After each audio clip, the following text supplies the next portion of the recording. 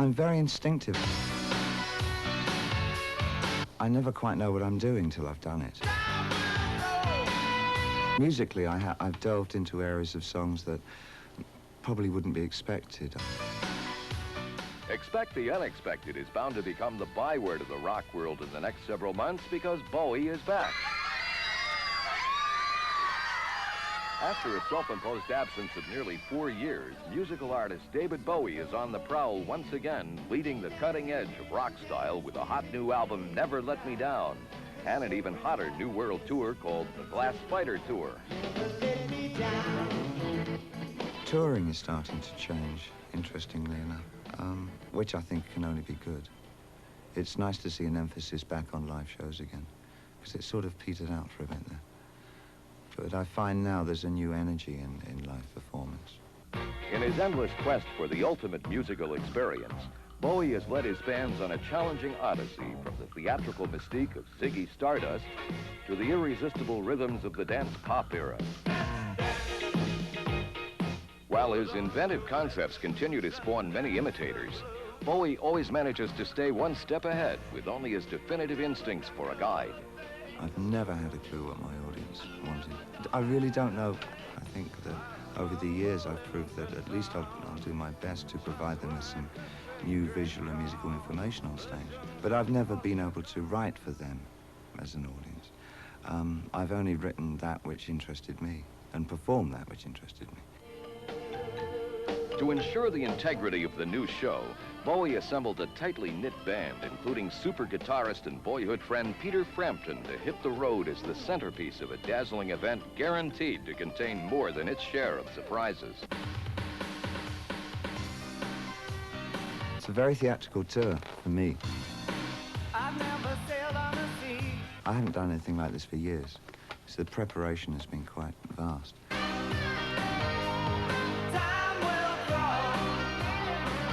There's a lot of surprises. Lions and tigers and things like that. And it's very energetic. It's a very physical show, which is good for me. It's not a greatest hit show by any means. There's a few songs that people know in there, but a lot of them will be more obscure, but quite as interesting in a different way as doing a big hits tour. Believe in the strangest things, loving the alien. I either want a bad response or a good response. I hate something in the middle. I mean, if it's sort of politely received, then it's a total failure for me. I wanted to have some reaction. So, if it's received sort of badly, I suppose I get everybody to take their clothes off or something.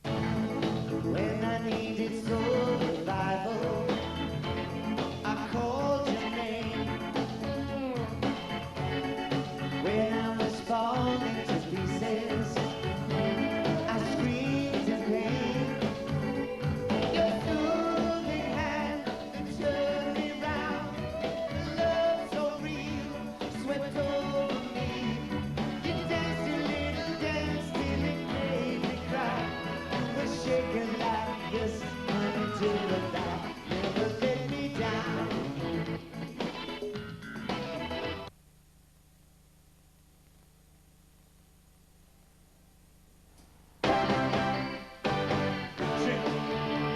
I just met a girl on the blue jean.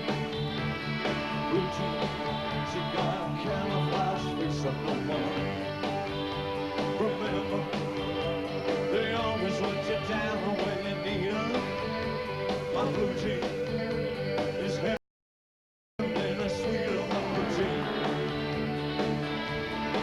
She got a boy's right. She got a turn her nose. Sometimes I feel alive.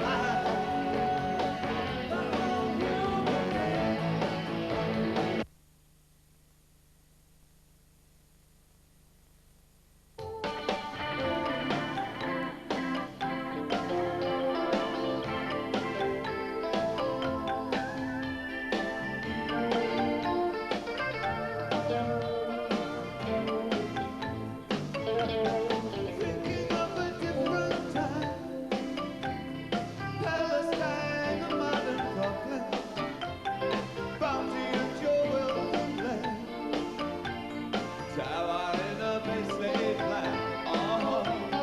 Watching them come and go, tomorrows and the yesterdays.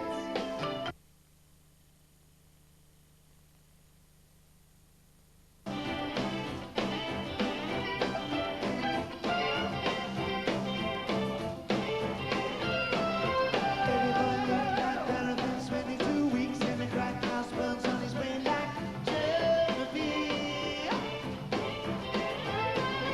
He was sitting with the two black purchase, he was lying dead on his mother's bed. Someone to pray for. Till the bed to the moon. Life is like a broken arrow.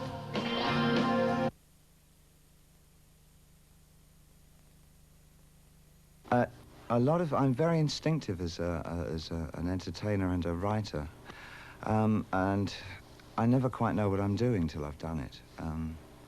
And when I finished the album, I really liked Never Let Me Down. I thought that was a really great song. Now that we've started playing the things live in rehearsal, there are quite a few others are coming up to be my favorites. Time Will Crawl is one of my particular favorites.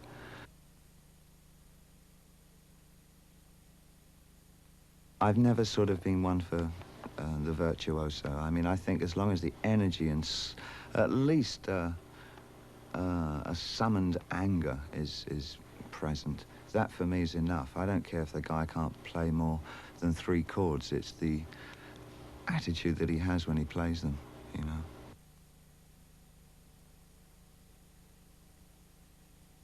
I think you summon up all the excitement and exuberance of living, and it's tempered by bitterness and anger. It's all part of a rock and roll message, I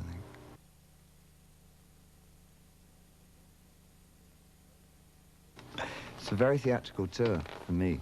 I haven't done anything like this for years, so the preparation has been quite vast. I mean, I've been rehearsing now for 4 weeks, and we've got another 4 weeks to go. So it's like a 2-month rehearsal. And it's very energetic. It's a very physical show, which is good for me. And musically, I've delved into areas of songs that probably wouldn't be expected. I mean, it's not a greatest hit show by any means. There's a few songs that people know in there, but a lot of them will be more obscure, but quite as interesting in a different way as doing a big hits tour.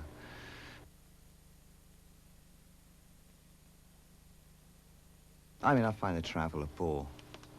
It gets mundane and boring in the day-to-day aspects. The performance is the only light at the end of the tunnel each day.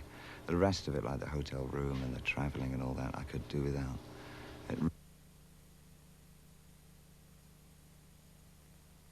I mean, but I've lost audiences many times over the years, and they've come back again for another reason or another thing. And I sort of have got that mutual agreement with them. If it's not going very well, then they stay away. And then if they like what I'm doing, they come back again. Which is fair enough, you know.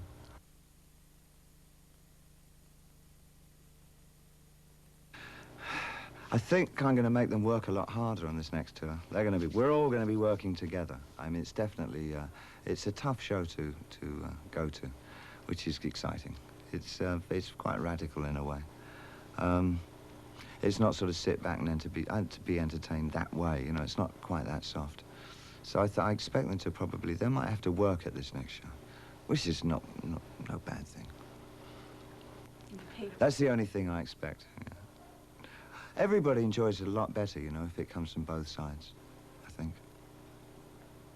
I feel it's more stimulating if you go to the theatre or go and see a show and you've put a bit of effort into what's happening, rather than, you know, impress me. You know.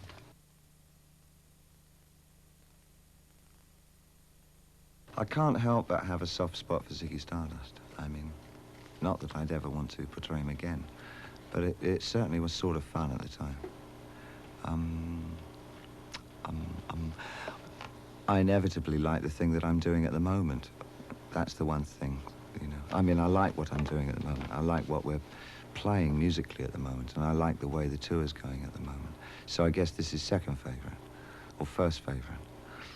In terms of anything I've done on film, I quite like the old vampire I played in The Hunger. I like that. And I liked the little John Landis cameo that I did. Those are my two personal favourites.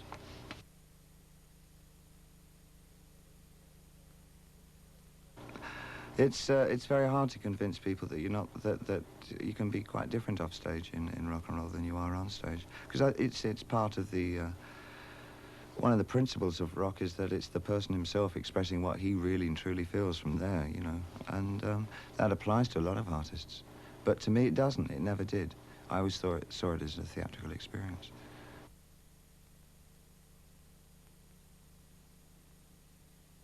Blue Jean is a piece of sexist rock and roll. It's about picking up birds. It's not very cerebral, that piece. Then we've got Time Will Crawl, which of course is incredibly cerebral. Laden with image, one over the other, of somewhat apocalyptic nature. I guess it deals with the idea that somebody in one's own community could turn out to be the man who's responsible for blowing up the world. And it was just this kid on the block, you know.